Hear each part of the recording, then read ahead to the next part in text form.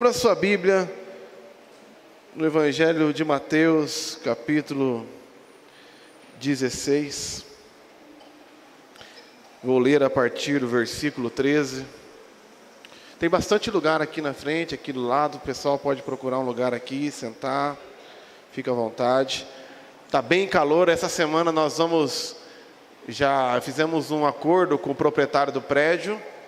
Nós entramos com o material, ele vai entrar com o serviço e vai abrir uma janela aqui na nossa lateral, aqui em cima, para que o ar circule, porque a gente fica com o ar ficando abafado aqui, o ar quente não tem para onde sair, para o ar frio entrar. Então eu espero que nas próximas semanas essa questão do calor vai estar bem resolvida. Mateus capítulo 16, a partir do versículo 13, diz assim: Quando Jesus chegou à região de Cesareia de Filipe, perguntou aos seus discípulos: quem as pessoas dizem que o Filho do Homem é? Eles responderam: alguns dizem que o Senhor é João Batista, outros que é Elias, e outros ainda que é Jeremias, ou um dos profetas. E vocês? Perguntou ele. Quem vocês dizem que eu sou? Simão Pedro respondeu: o Senhor é o Cristo, o Filho do Deus vivo. Jesus disse: que grande privilégio você teve, Simão, filho de João, pois foi o meu Pai no céu quem lhe revelou isso. Nenhum ser humano saberia por si só. Agora eu lhe digo que você é Pedro, e sobre esta pedra edificarei a minha igreja, e as forças da morte não a conquistarão. Eu lhes darei as chaves do reino dos céus, e o que você ligar na terra terá sido ligado no céu, e o que você desligar na terra terá sido desligado do céu. Palavra de Deus, amém? Nós começamos uma série na semana passada que intitulamos de Eclésia. Eclésia é o nome original escrito no grego, conforme Jesus falava, e os seus discípulos também no seu período, para designar o que significa igreja. Falamos também como, devido a questões etimológicas, a palavra igreja, que significava pessoas que foram chamadas para se reunir em um lugar, para cumprir um propósito, ao longo do tempo foi perdendo toda essa gama de significado, e igreja passou a significar apenas pessoas que se reúnem no lugar. Então começamos a meditar sobre o fato que Deus nos chama aqui não apenas para nos reunir, para receber, para cantar, para ouvir uma palavra, mas sim para nos preparar para cumprir a sua missão proposta para cada um de nós. Falamos também como é importante você entender o nosso propósito, porque quando você tem um bom porquê, você suporta qualquer como. E nós temos que entender exatamente para o que fomos chamados, para que a gente possa ter a total condição de suportar as adversidades que inevitavelmente virão a nós quando você se coloca como corpo de Cristo para resplandecer a sua glória e cumprir a sua missão aqui na terra. Essa semana eu fui despertado pelo Ed Carlos e depois pela Renata, de uma menina lá do norte do Brasil, do Pará, chamada Aimee, que explodiu uma música dela, que ela já tinha, e a música ela chamava Evangelho do Fariseu.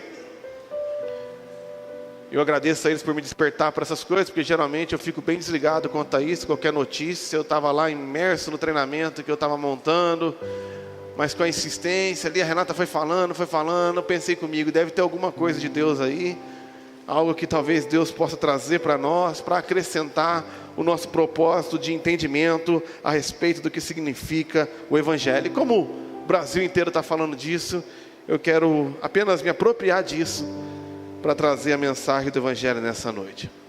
O Evangelho de fariseu é uma contradição de termos, porque Evangelho significa boa nova, enquanto o fariseu foi justamente um grupo judeu, uma facção do judaísmo que prezava pelo extremo zelo e cumprimento da Torá e das Escrituras que se opuseram grandemente à mensagem do Evangelho de Jesus.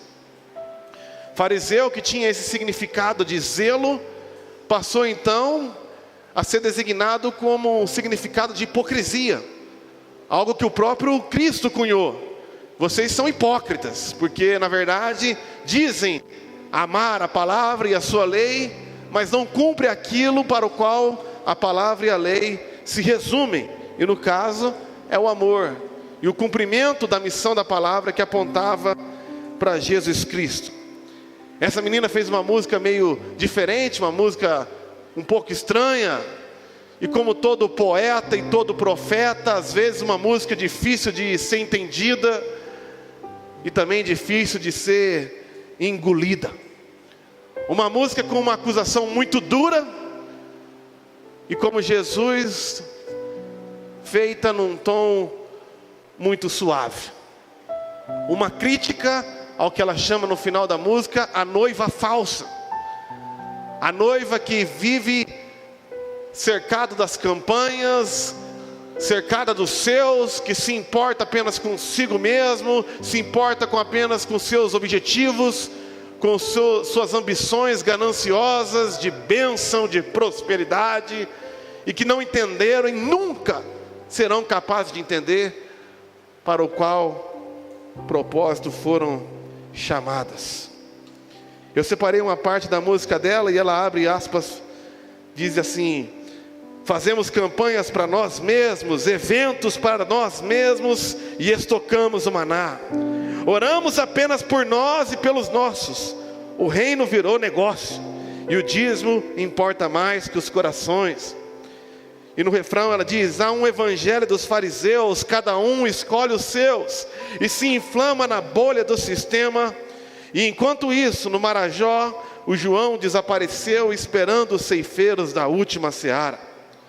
E depois de uma frase um pouco confusa e talvez até equivocada sobre o corpo de Cristo e a nova era, ela diz: a falsa noiva se rebela contra o noivo que espera ver nela o caráter cristão.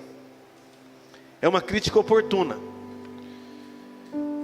É uma crítica a uma grande parte da que a gente chama de igreja visível, que não entende o seu chamado, o seu propósito, e vive cercado e centrado em si mesmo. 7 dias para a prosperidade, para ganhar um emprego. E eu pergunto, ganhar um emprego para quê? 7 dias para a bênção. Para quê? Para você guardar para você, estocá-la?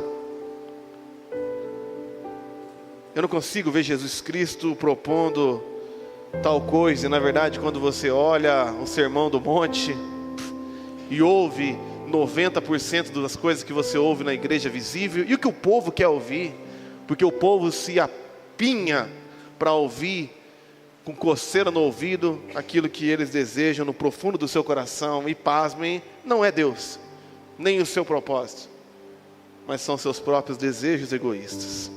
É uma crítica oportuna. Mas também me chamou a atenção o tipo de pessoa que comemorou também. Eu peguei ali os comentários e vi uma gama de artistas e pessoas que não tem nenhum compromisso com Deus, usando essa canção para acusar a igreja verdadeira. Alguém disse: eu sou um bandista, e é a primeira vez que eu vejo alguém dizer de fato o que Jesus pede para que a sua igreja faça. Eu sou ateu, e até que enfim algo me trouxe determinada reflexão. Eu sou não sei o que, e é isso que deveria ser ensinado. O Evangelho é muito interessante, porque desde os primórdios, como a gente viu no texto aqui, as pessoas ficam tentando definir o que Jesus é e o que Ele deveria fazer. Quem dizem que sou? Sou um profeta. Eles dizem que é não sei quem. A igreja deve fazer aquilo. Não, a igreja deve fazer aquilo outro. A igreja, enquanto Jesus falava que Ele fazia aquilo que viu o Pai fazendo. A igreja é um paradoxo. Jesus Cristo manifestou a sua glória, o texto diz que Ele era cheio de graça e cheio de verdade. Então a Bíblia, a igreja, que é o corpo de Cristo, não deve negligenciar um em prol do outro, nem o outro em prol de um. Nós temos sim que manifestar a graça, mas sim abrir mão da verdade. E a verdade é que as pessoas lá no fora gostam de acusar a igreja de hipocrisia, quando na verdade são os mais hipócritas de todos. Os mais hipócritas. O caso do Marajó vem sendo denunciado há 20 anos. Tráfico e prostituição infantil. Foi denunciado, por exemplo, pela última ministra dos Direitos Humanos, mas por motivos políticos foi totalmente ignorado. Falavam que isso não acontecia. E acontece. Eu lembro de ter postado um vídeo sobre isso e eu fui acusado de fake news. Acontece. Não estou falando de política. Mas uma mulher, uma pastora, denunciou isso e foi perseguida e devorada por esses mesmos hipócritas que acusam a igreja por aquilo que acontece no Marajó. Ela mesma foi abusada na infância e foi curada através de uma cura sobrenatural ao ter um encontro com Cristo na goiabeira, e foi zombada. E agora a prostituição no Marajó é culpa da igreja? A mensagem de hoje é um paradoxo. É a hipocrisia do mundo, que há 2 semanas atrás estava celebrando o carnaval, estava se prostituindo. E o que seria a prostituição infantil, a não ser o ápice da imoralidade que eles mesmos promovem? O sexo desenfreado, a busca pelo prazer, a quebra de toda a moralidade e princípio de família. E a culpa é da igreja? Que Deus tenha misericórdia do farisaísmo dos incrédulos, que não conseguem enxergar em si a culpa e a culpa daquilo que eles mesmos promovem. Mas meu papel não é falar para incrédulo nessa noite. Meu papel é falar para a igreja. E de fato nós aprendemos com Jesus Cristo, aprendemos com Daniel, que nós devemos sim assumir a responsabilidade pelas falhas do mundo. Daniel, no capítulo 9, quando estavam exilados na Babilônia, sem ter culpa nenhuma, ele orou diante de Deus e assumiu: pecamos. E Deus disse a Salomão na consagração do templo: se o meu povo, que se chama pelo meu nome, se humilhar e orar e buscar a minha face e se converter dos seus maus caminhos, então eu ouvirei dos céus, perdoarei os seus pecados e sararei a sua terra. Então a gente não devia esperar nada de partidos políticos, candidatos políticos, muito menos do mundo. É papel da igreja assumir a responsabilidade, se humilhar, orar, buscar a face de Deus, para cumprir a missão do Senhor Jesus para nós nessa terra. E eu falo que é uma hipocrisia e é uma parte da igreja, porque, irmãos, há uma outra parte da eclésia que está cumprindo a missão, sim. Eu fiz questão de começar o culto com o vídeo de um casal que foi restaurado na Cracolândia. Quem que está lá restaurando as pessoas na Cracolândia, se não é a igreja?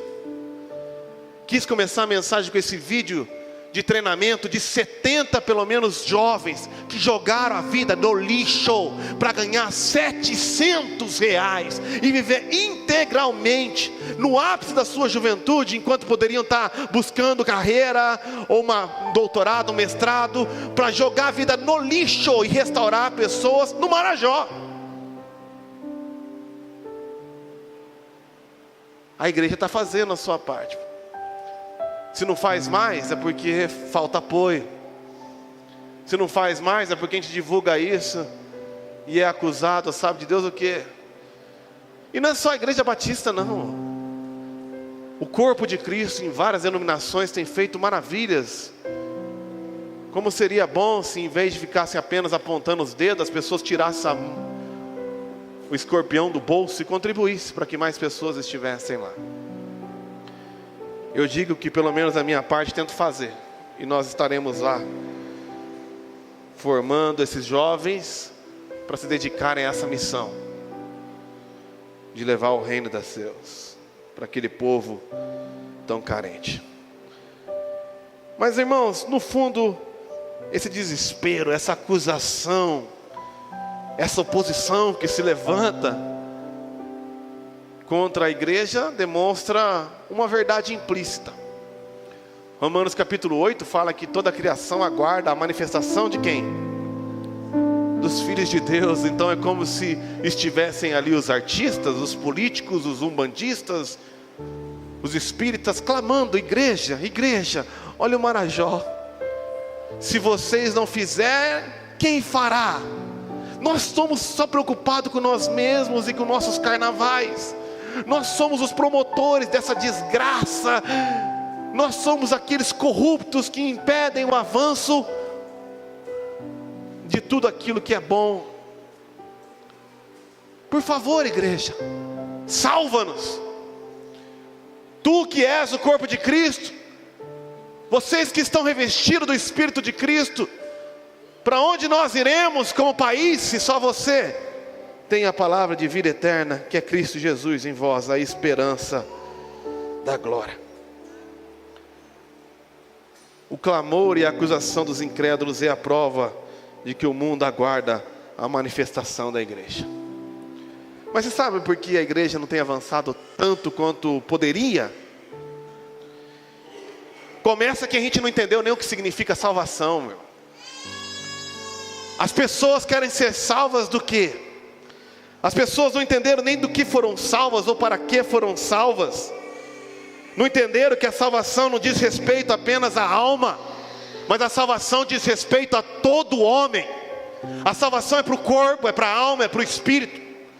As pessoas não entenderam que a salvação não diz respeito a uma libertação de culpa do passado, ou um livramento no futuro da morte, ou desse ambiente corrupto, mas a salvação acontece também no presente. É um resgate, uma restauração que Deus faz hoje, em e através de nós. Porque a salvação também não diz respeito apenas ao que Deus fará na minha vida, mas diz respeito ao que Deus faz através da minha vida. Deus não te salvou para te livrar do inferno e te levar para um céu. Deus te salvou para manifestar o céu nessa terra que virou um inferno por culpa dos nossos próprios pecados. A salvação é um privilégio que tem duas condicionais, mas tem um dever. A salvação é um privilégio para quem crê e se arrepende. A todos que o receberam, deu-lhes o direito, deu-lhes o privilégio de serem chamados filhos de Deus. Mas todo privilégio tem um dever por trás. Um dever de manifestar a sua glória. Tom Wright falou assim, que o objetivo de Deus não era apenas nos resgatar, mas como Criador, resgatar o mundo por meio do seu povo. Portanto, resgatar o seu povo só faz parte do processo. Deus me salvou e não é o fim. Deus me salvou como parte do processo para salvar esse mundo, para salvar essas crianças do Marajó, que vem há décadas se prostituindo com 5, 6, 7 anos. Deus não me salvou apenas para mim não ir para o inferno, porque eu vivo viciado em pornografia escondida no meu quarto. Deus me chamou a parar de promover a pornografia assistindo, mas também restaurar as pessoas que estão se prostituindo. Deus não nos chamou apenas para se livrar da culpa. Deus não nos chamou apenas para nos livrar de uma condenação. Deus nos chamou para um projeto de restauração. 1 Pedro capítulo 2, versículo do 6 a 9. O apóstolo Pedro fala qual que é o dever da nossa missão. E ele diz assim: como dizem as escrituras, eu ponho em Sião uma pedra angular, escolhida para grande honra. Quem confiar nela jamais será envergonhado. Sim, vocês os que creem, reconhecem a honra que lhes é devida. Mas para os que não creem, a pedra que os construtores rejeitaram se tornou a pedra de tropeço. E também ele é a pedra de tropeço, rocha que faz as pessoas caírem. Tropeçam porque não obedecem à palavra e portanto se deparam com o destino planejado para elas. Vocês, porém, são povo escolhido, reino de sacerdotes, nação santa, propriedade exclusiva de Deus. Vocês podem mostrar a essas pessoas que estão condenadas como é admirável aquele que os chamou das trevas para a sua maravilhosa luz. Deus te chamou para mostrar a essas pessoas que estão condenadas nos seus próprios delitos e pecados como Ele é maravilhoso. Deus não te chamou para assistir um culto atrás do outro, ou se apresentar e se aparecer na igreja. Deus te chamou para se apresentar para o mundo como uma carta viva que diz: olha na minha vida como Deus é maravilhoso e pode fazer na tua também. Nós somos chamados para reconciliar a criação com o Criador. Certo pastor disse que Deus não nos pretende nos resgatar dessa criação. Essa ideia platônica, um dia nós vamos sair dessa criação e vamos ficar com uma alminha penada nas nuvens, e esquecem da ressurreição dos corpos, que nós habitaremos no novo céu e na nova terra. Ele não nos chamou para se livrar disso aqui. Você vai passar a eternidade comendo, irmão, andando, tocando, vendo, ouvindo. Assim como Deus não pretendia resgatar Israel dos gentios, Deus desejava que Israel fosse luz para os gentios, e portanto instrumento de resgate da criação. Os israelitas, assim como a igreja, acham que o Messias vai vir, e como Messias tem que nos livrar dessa praga dos gentios. Não, Deus salvou os judeus para ser luz para os gentios. Assim como Deus não nos chamou aqui para se livrar dessa praga desses incrédulos. Não, Deus nos chamou para ser luz do mundo. Vós sois sal da terra, luz do mundo. Ter uma visão de reconciliação nos livra dessa espiritualidade individualista, quase monástica, que Deus te chamou para ter o próprio relacionamento com Deus. E você vai ficar nesse mundinho tonto, em cima de uma montanha, adorando. Deus nos chamou para uma espiritualidade comunitária, relacional, missional, de restauração. Paulo fala que nós somos como cidadãos do céu. Isso não significa, que você ouviu em algum velório, que nós somos habitantes de um lugar celestial. Nós somos cidadãos do reino de Deus. Quando o Império Romano, que é o termo da onde Paulo trouxe isso em Filipenses, queria ampliar a sua influência numa terra conquistada, ele mandava cidadãos romanos lá para Filipe. E esses cidadãos romanos tinham como missão expandir a influência, a cultura, as leis do Império Romano. Deus nos colocou em Bela Vista para que nós expandíssemos a influência da cultura do céu aqui nessa terra. Ou como disse C.S. Lewis, a nossa missão é parecida com um rei que foi deposto por algum momento e de repente ele invade secretamente a ilha e começa a chamar os cidadãos para depor o imperador tirano que está no lugar dele. Essa é a nossa missão. Igreja não é um lugar que você vem. A igreja é algo que você é algo para que você foi chamado para manifestar a constituição do reino. Está lá no Sermão do Monte. Essa criação que caiu com o alimento do fruto proibido, que está faminta pelo fruto do Espírito. Deus nos chamou para alimentar o povo daquilo que eles têm fome. E eles têm fome de justiça, eles têm fome de alegria, eles têm fome de paz, eles têm fome de paciência, eles têm fome de amor. Mas não, a gente se reúne, sabe Deus para quê? Nós somos chamados para impregnar esse mundo com a cultura de bondade, de respeito, de graça, de misericórdia. de perdão. Então Deus te colocou naquela família não para você ser cuidado, talvez te colocou para cuidar. Deus te bota diante de um ofensor para ensinar o ofensor a perdoar. Deus te bota num ambiente de tristeza para ensiná-los a serem alegres. Deus te bota num ambiente de intriga para ensiná-los o que significa reconciliação. Foi só para isso que Deus te chamou. Foi para isso que Ele nos predestinou. Então é muito ruim? Não, é ruim. Você só transmite aquilo que você é.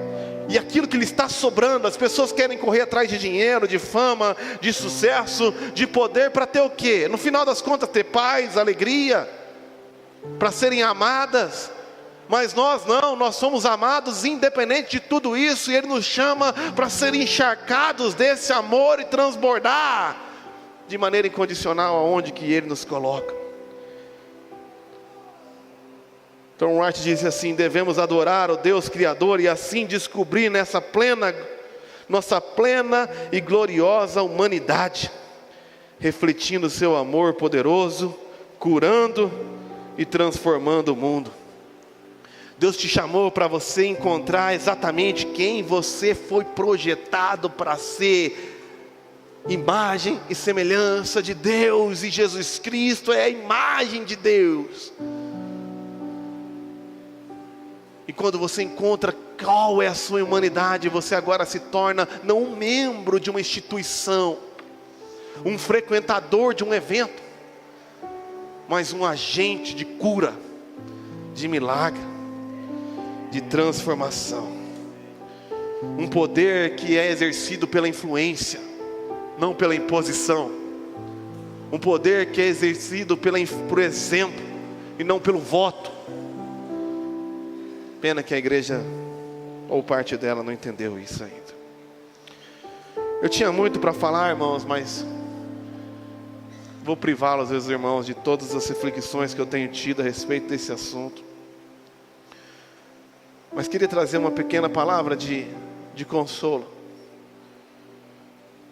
Porque quando uma pequeniníssima parte da noiva decide encarnar essa compaixão e graça, quando essa pequeniníssima parte da igreja visível, ou seja, a noiva verdadeira, decide encarnar essa graça plena, sem abrir mão da verdade plena, sem descambar para um lado ou para o outro, sem buscar os seus próprios interesses, mas busca viver o mandamento que resume toda a lei, que é amar aos outros como fomos amados primeiro. Essa pequeniníssima parte se vê de frente de um grande inimigo. Eu fiquei de cara, irmãos, apesar de discordar de algumas frases que a menina fez e sinceramente achar a música bem chata e ruim, eu fiquei de cara que tem pastor que estão quase querendo matar a menina. É impressionante, uma menina tem 20 anos, numa igrejinha de 15 pessoas, no norte do Pará, e os lobos devoradores de dinheiro, vomitando ódio.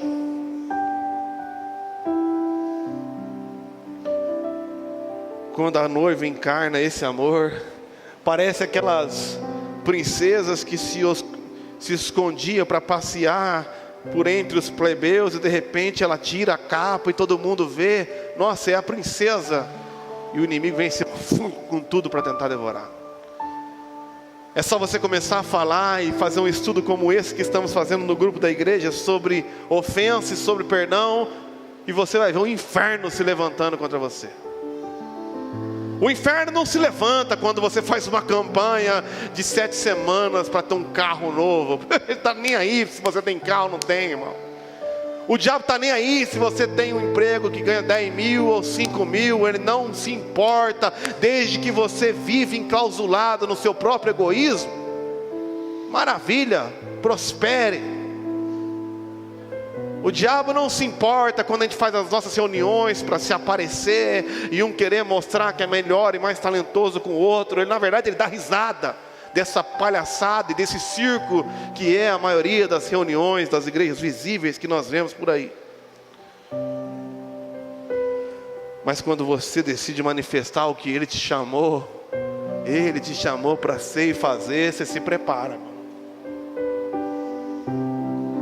E na verdade, o fato de estarmos aqui ainda e existir um remanescente até hoje é a prova que de fato Jesus ressuscitou. Porque imaginar que 11 discípulos analfabetos, frágeis, debaixo do grande império romano, no cantinho nojento do império chamado Israel, marcou a terra, mesmo sendo perseguido para a morte, perseveraram, permaneceram.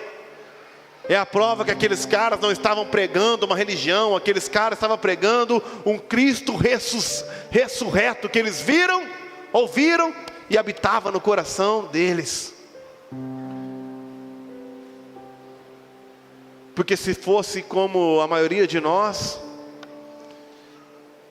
na primeira luta, na primeira tribulação, na primeira ofensa, na primeira oportunidade de ser tratado, Marcos capítulo 4, versículo 16 até o 21 diz assim: quando Jesus estava explicando para os discípulos a respeito da parábola do semeador, Ele disse: as que caíram no solo rochoso representam aqueles que ouvem a mensagem e sem demora recebem com alegria. Quantas vezes? Ai, que bênção, eu estou radiante. Você está radiante aqui dentro, irmão.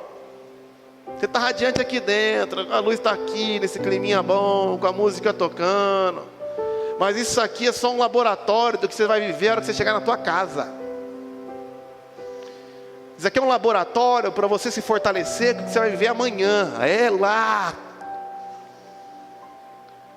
Contudo, uma vez que não tem raiz profunda, quem vê o estudo do John Bevere não tem raiz, porque começa a ser plantado em determinado lugar, aí vem um pastor, fala uma coisa que você não gostou, sai fora e vai se plantar em outro lugar. Aí está em determinado lugar, alguém fala uma coisa que não te agradou, sai fora, nunca aprofunda a raiz em lugar nenhum, perde a oportunidade de ser tratado por Deus, não aceita a exortação, não aceita a correção, não aceita o crescimento, não tem raiz, não duram muito.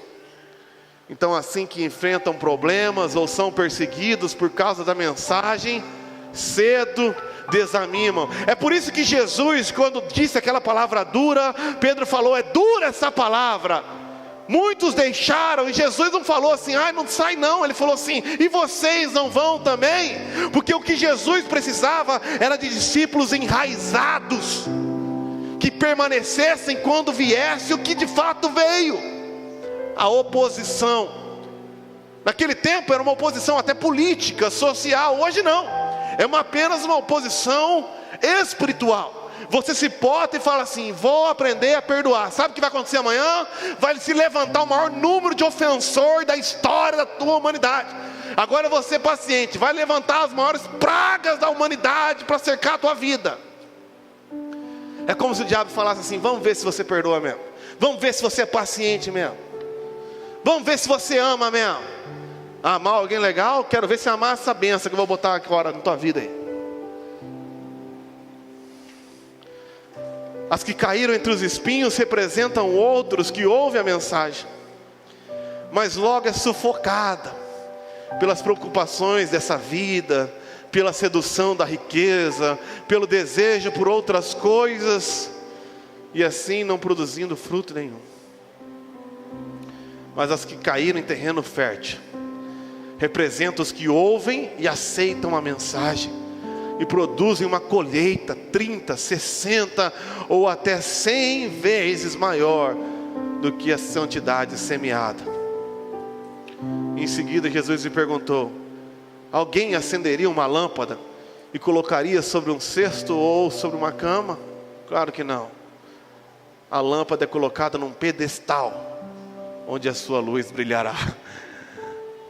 A lâmpada é colocada no lugar onde se precisa dela. É por isso que tem essas lâmpadas aqui, porque nós precisamos dela. Então é por isso que Deus vai te colocar, não onde você quer, mas onde você precisa estar. Será que alguém está entendendo o que eu estou falando? As pessoas que vêm aqui, para quê? Para quê? Para se esconder? Não, você foi chamado para brilhar. Agora você só brilha onde é escuro.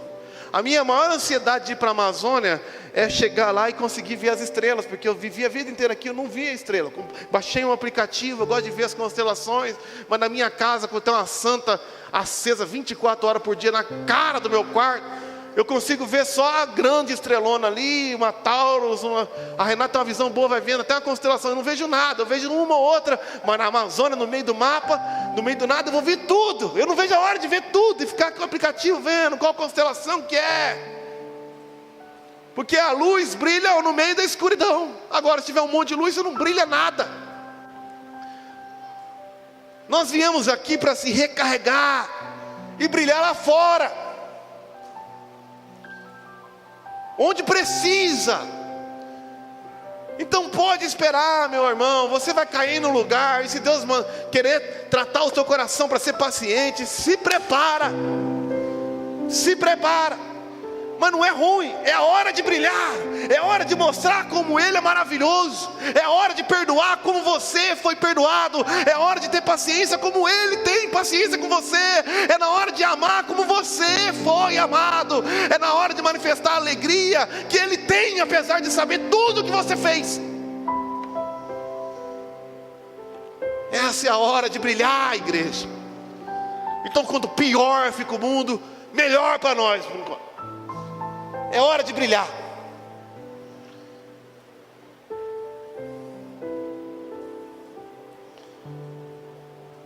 E eu estava pensando, vi um pastor que disse assim, que Deus usa as adversidades, Deus usa a ofensa para tratar o nosso caráter. Nossa, na hora que eu vi isso, Deus usa a ofensa e as adversidades para tratar o caráter dele, para injetar o caráter dele no meu coração. Aí eu comecei a calcular quanto que eu fico ofendido, e meditei comigo mesmo, cheguei numa conclusão básica.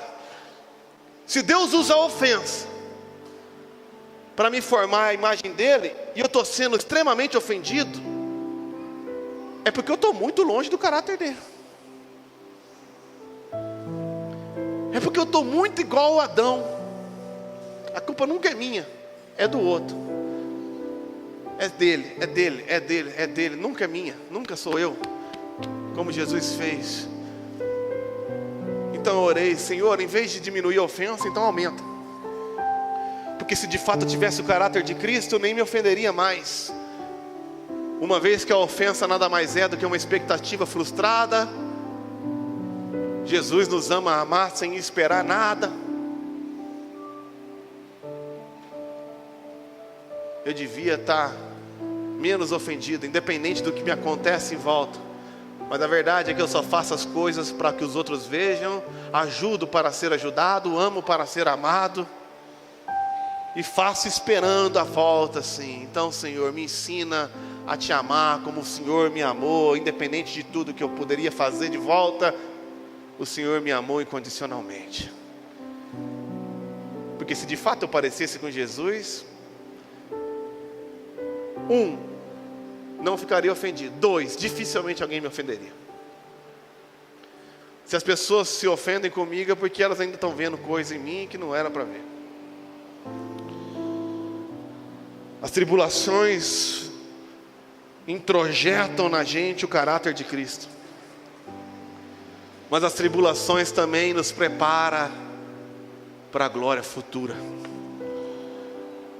2 Coríntios capítulo 4, versículo 17 e 18, ele diz assim: pois essas aflições pequenas e momentâneas que agora enfrentamos, produzem para nós uma glória que pesa mais do que todas as angústias, e uma glória que durará para sempre.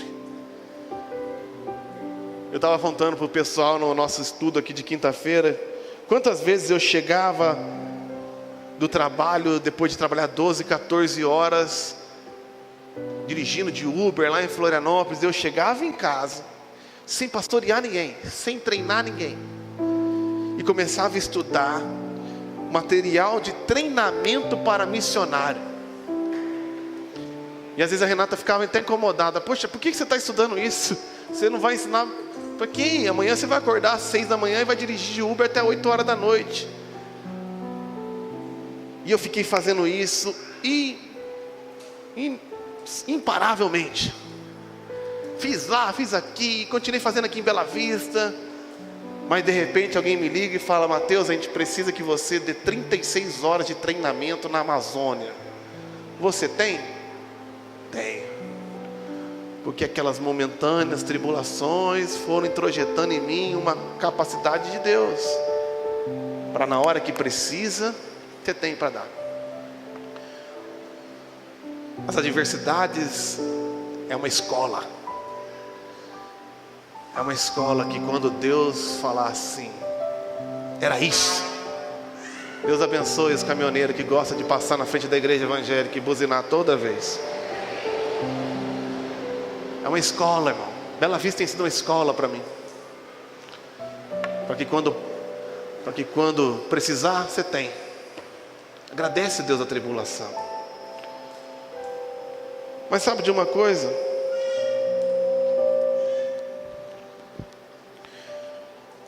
Eu queria trazer um pequeno consolo ao seu coração sobre essas tribulações.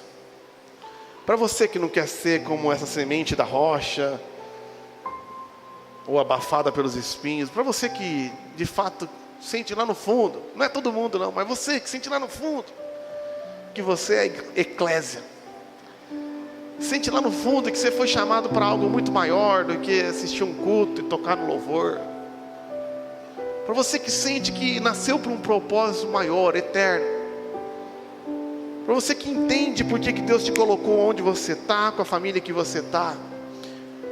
Para você que sentiu esse chamado para amar mais, para perdoar mais, para ser mais sincero, para ser mais alegre, para ter mais paz.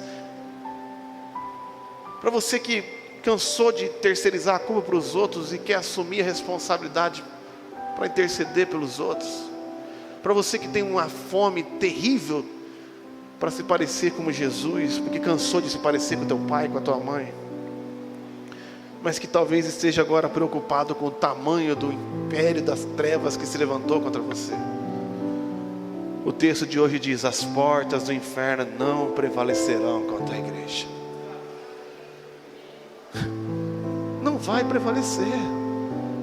A igreja é imparável. As instituições param, morrem, desaparecem, mas a eclésia é imparável. Os leões não pararam, o Coliseu não parou, nem Nero parou. Não vai ser o teu patrão, o teu parente, o teu vizinho que vai parar você. Então resista por um pequeno tempo. Basta resistir, não precisa nem lutar, não precisa de uma campanha para derrotar, não precisa ir lá ungir, jogar óleo e ficar declarando festa, não precisa. A Bíblia mandou resistir.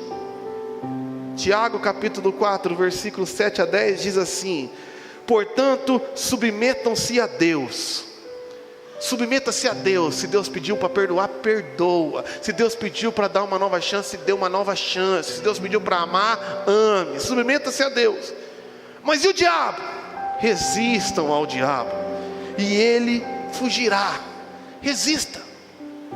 Permaneça onde você está. Não é dar nenhuma ponta para frente, não precisa dar um passo para frente. Permaneça firme.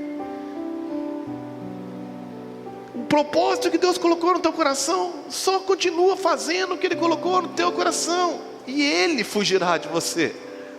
Deus não mandou a gente fugir do capeta, é o capeta que foge de nós. Está difícil? Então aproxime-se de Deus. Versículo 8: aproxime-se de Deus e Ele se aproximará de você. Lavem as mãos, pecadores, purifiquem o coração, vocês que têm a mente dividida, vocês que ainda não sabem exatamente o que quer da vida, você que não sabe se está vindo para a igreja por algo que, pelo que Deus é, ou pelo aquilo que Deus pode fazer. Mantenha a mente num propósito, creia na palavra de Deus, creia que Ele te ama, creia que isso é o melhor, e se abra dessa divisão. Que haja lágrimas, lamentação e profundo pesar, não porque você não está ganhando 20 mil, mas porque você ainda não se parece com Cristo. Essa é a minha angústia.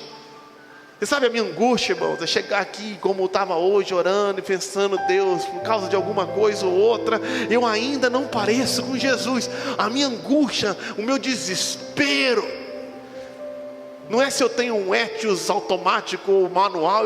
Eu quero que se exploda esse carro. Eu vou ficar com esse carro até bater 1 milhão de quilômetros. Eu troco até o próximo PT. Enquanto ele me levar para onde eu tenho que ir, bom com esse carro aí, bom a casa que eu estou morando, glória a Deus. Mas você sabe que eu me desespero, é porque ainda tem gente que olha para a minha cara e com razão não vê Jesus. Não vê Jesus, porque às vezes eu não pareço. Eu tenho a responsabilidade de mostrar para a Ana Elise, para a Laura e para a Bela o que é o amor do Pai. E às vezes ela encontra a praga do Mateus. É isso que me deixa sem dormir à noite. Como que pode? Coitado dessas meninas que deveriam ser filhas de Cristo, mas são filhas de um lixo como eu. O que me desespera é uma mulher dar a vida dela para mim e às vezes eu não ter alegria por causa de uma preocupação. O que me desespera é isso, irmão.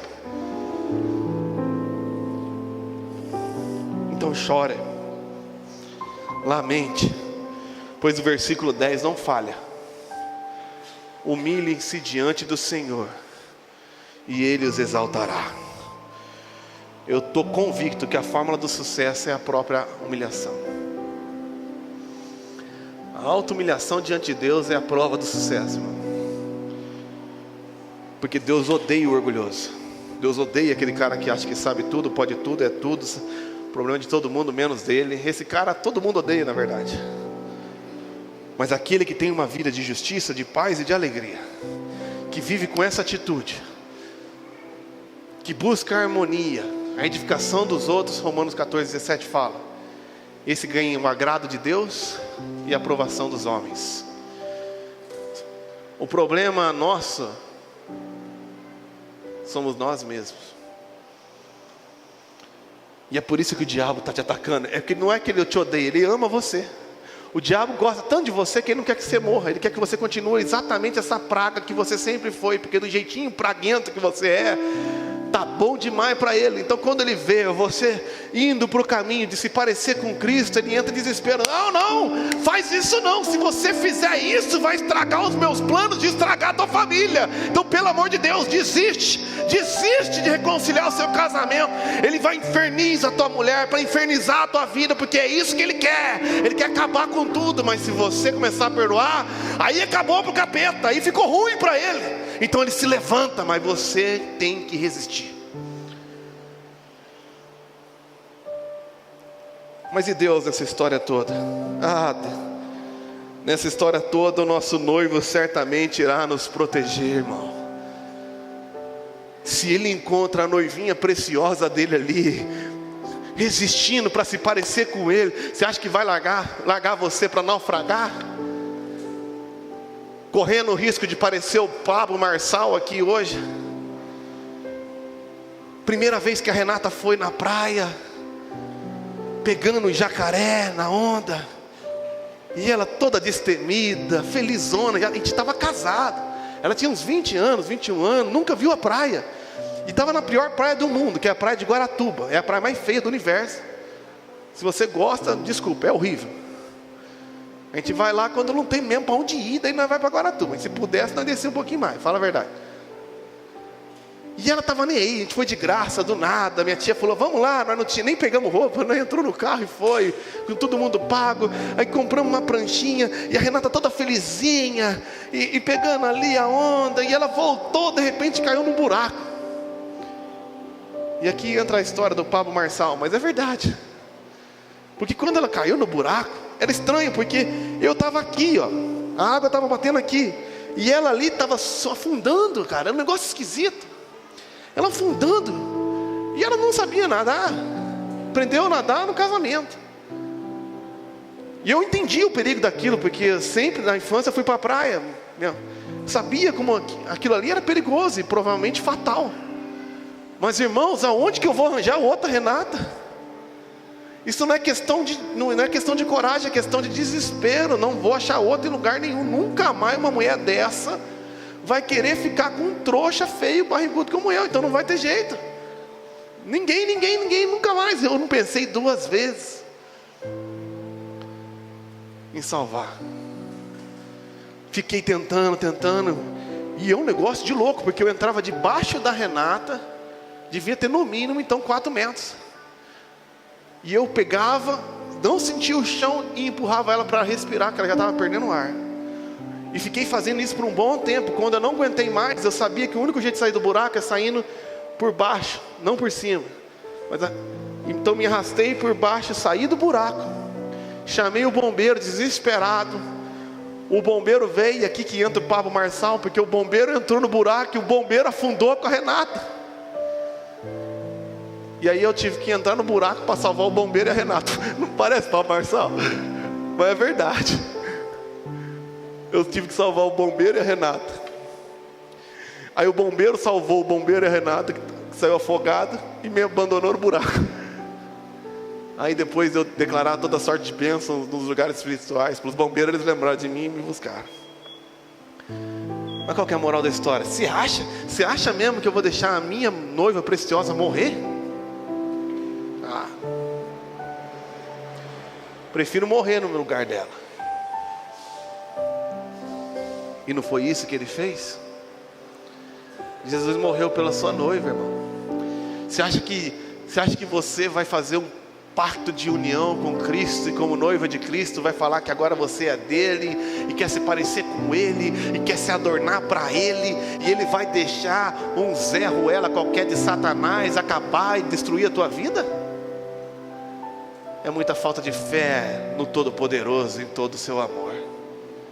Isaías 41, versículo 9 diz assim: eu a chamei de volta dos confins da terra e disse: você é meu servo, pois eu o escolhi e não lançarei fora.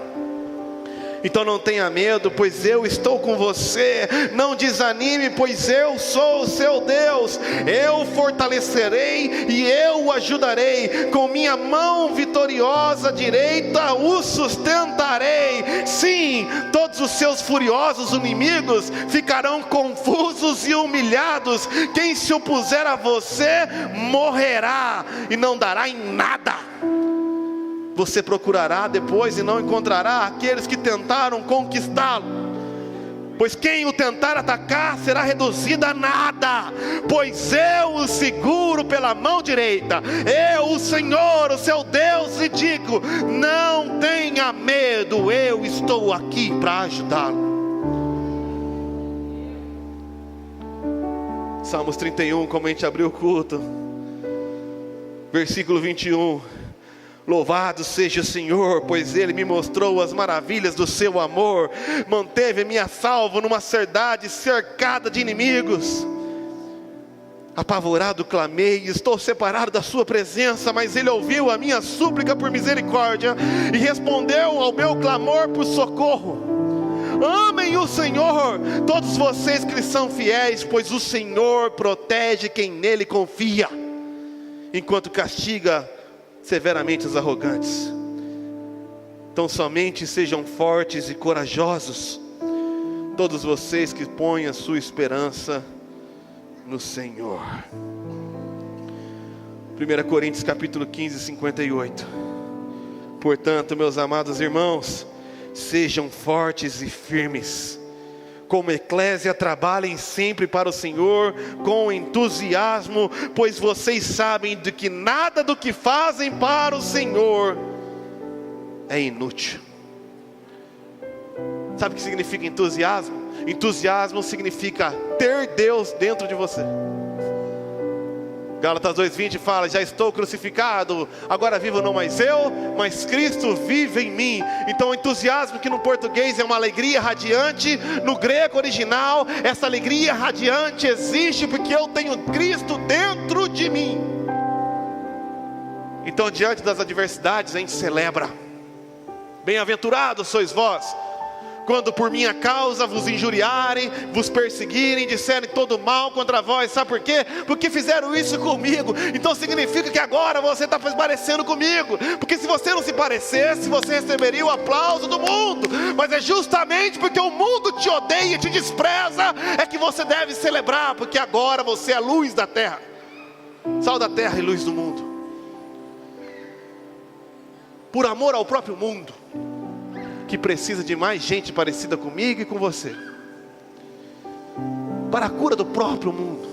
Ainda que eles nos odeiem hoje, nos agradecerão amanhã, porque em vez de culpá-los pela desgraça da nossa cidade, a gente se ajoelha e assume a responsabilidade, clamando por ela. Perdoa os nossos pecados, os meus e os deles, assim como nós perdoamos todos aqueles que nos têm ofendido. E faz aqui na terra como é no céu. Venha o teu reino, seja feita a tua vontade. Então, para acabar, 1 Pedro capítulo 5, versículo 6. Portanto, humilhe-se sobre o grande poder de Deus, e no tempo certo Ele os exaltará. Entregue-lhe todas as suas ansiedades. Sabe por quê? Ele cuida de vocês. Estejam atentos. Tomem cuidado com o seu grande inimigo, o diabo. Inimigo teu, não é meu não, diz o Senhor. O inimigo é nosso, porque o diabo perto de Deus é tipo o bambam perto do popó. É muita goela e pouca porrada. É inimigo de vocês. Até perdi aqui. Que luta horrível. Fiquei até 2 horas da manhã para aquela porcaria. Tomem cuidado com o seu grande inimigo, o diabo, que anda como um leão, igualzinho, rugindo à sua volta, à procura de alguém que possa devorar. O Bambam falou que agora vai procurar um lutador dos Estados Unidos. Toma vergonha na cara. Então resista, irmãos. E no versículo 9: permaneçam firmes contra ele e sejam fortes na fé. Lembre-se de que seus irmãos em Cristo, a eclésia em todo o mundo, está passando pelos mesmos sofrimentos que vocês. Vocês não estão sozinhos nessa. Não acontece só com você. Aconteceu em toda a história da humanidade e sempre vai acontecer. Isso é um testemunho de algo que já foi comprovado. Mas Deus, em toda a sua graça, versículo 10, os chamou para participarem da glória eterna por meio de Cristo Jesus. Assim, depois de terem sofrido por um pouco de tempo, Ele os restaurará, Ele os sustentará, Ele os fortalecerá e os colocará sobre um firme alicerce. A Ele seja o poder para todos sempre. Amém. Coloque-se de pé.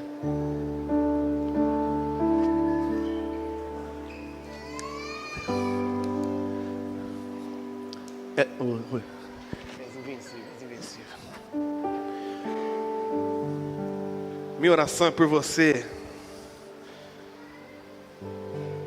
que tem sentido esse chamado para ser eclésia, para viver o seu chamado, o seu propósito de ser parecido com Cristo, que está fazendo aquele estudo com a gente ali e viu o diabo se levantar na sua vida e ouviu um sussurro do diabo na tua cabeça falando assim: tá vendo? Não adianta não, desiste, deixa quieto isso aí, isso não funciona. Minha oração é por você que tem sofrido grandes tribulações, para que nessa noite o Senhor firme a sua vida sobre a palavra, sobre a rocha de tropeço inabalável, sobre a pedra angular, para que você seja um instrumento de justiça para ligar na terra com o céu, para dizer à sua casa: seja feita a vontade de Deus aqui nessa casa como é nos céus, para ser um instrumento de justiça, de paz e alegria, e trazer a cultura do céu aonde Ele te plantar, não importa as circunstâncias, para ser luz em meio às trevas. Para você que tem chorado, porque ainda não se parece com Cristo, e talvez esteja um pouquinho atemorizado, de que talvez isso nunca acontecerá, ou talvez que será derrotado pelo Satanás. Eu quero convidar você a crer naquele que é invencível, naquele que disse: eu jamais o deixarei, jamais o abandonarei. Pois aquele que o Pai colocar nas minhas mãos, eu nunca lançarei fora. Não, Ele não vai deixar você se afogar. Basta você gritar como Pedro: salva-me, salva-me. Você é noiva preciosa, menina dos seus olhos. Ele não vai perder você, porque falsa noiva tem de monte aí, mas o Pai procura verdadeiros adoradores, que o adoram em espírito e verdade. São esses que Ele procura. Ele procura em qualquer lugar. Ele é como o Espírito que ilumina a sala para encontrar a única moeda perdida. Ele é o bom pastor que deixa as 99 ovelhas e vai em busca da única que está para trás. Ele é o Pai amado que está na esquina esperando você retornar, porque você é filho de Deus, amado, noiva dele.